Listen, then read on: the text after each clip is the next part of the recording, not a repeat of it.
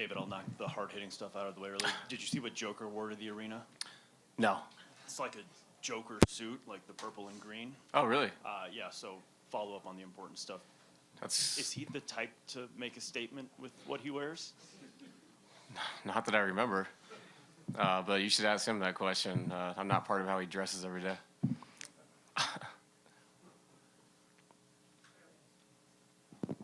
That's pretty cool, though. Coach, obviously the game one, game two, vastly different environments, vastly different scenarios and situations for your team. Just what are you hoping the team flushes from game two, and what are you hoping that they take from it? Well, environment will be different. I mean, we're here, which is nice. Yeah, you can't ignore game one because there were positives there of why we stayed in the game. But the first half of game one was the whole game of game two. The aggression, the mistakes with the ball, spacing, patience to execute, which I feel like I've talked about a lot in the playoffs.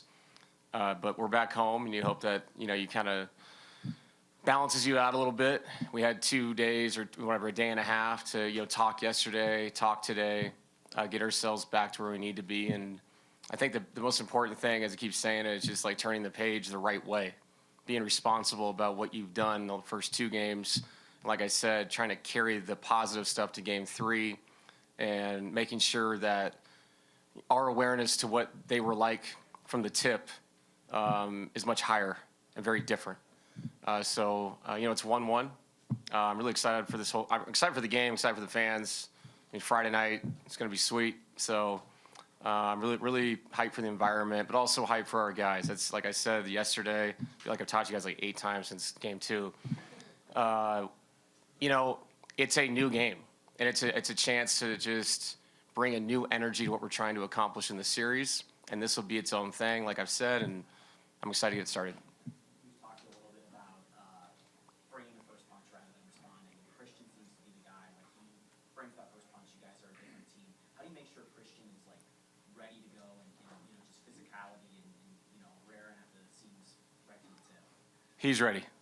They're all ready, and I thought it was pretty abstract for us to not be ready in game 2, but you give them credit as well. I mean, they punched us multiple times. So I think all the men in that room, from what I saw in the film session yesterday, and like I said, the walkthrough today, there was a hyper focus to what we're about to go do.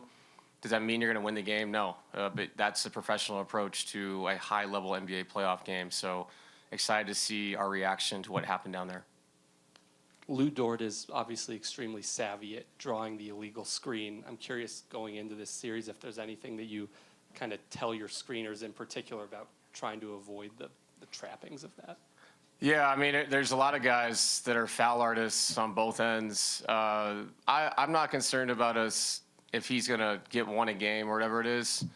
You just hope that if they're calling that, maybe they'll take a look at how he's guarding Jamal. Because there's 2 sides to that. There's the illegal screen part of it, and there's the holding, grabbing part of it. So if they're both called the same way, hey, fair game. I thought KCP was always like that.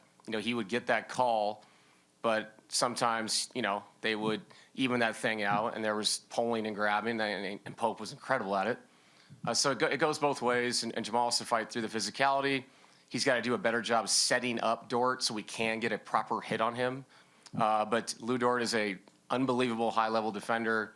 The effort he gives out there is incredible. So we'll do the best job we can of making sure that we get a hit legally on him. Coach, last game notwithstanding, what's your theory on why home court doesn't seem to be as valuable as it used to? It's a great question. It's funny. I think it might be the three-point line. I really do. I think it's the great equalizer right now in our game. I also think that's why you see more blowouts in the playoffs, because there's teams that you can get hot and make 20, 22 threes. People are so into that. They can get out of control very quickly. And I don't know why, but I feel like this generation of players, maybe it's the way they grew up playing AAU and traveling all over the place and playing, they're less likely to feel as much anxiety on the road.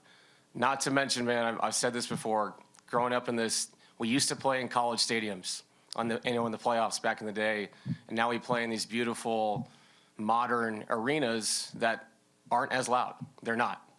So that used to be a major impact factor, when you'd go play at the Salt Palace or Memorial in Portland or Phoenix or, old Chicago Stadium, all those things. It felt very different. I felt like a college atmosphere. So still great environments, just a different feel. David, we've talked a lot about X-Files in these playoffs. Yeah. You've never really kind of experienced a loss just as a head coach, like, game two. Game 3, it was. Yeah, well, Yeah.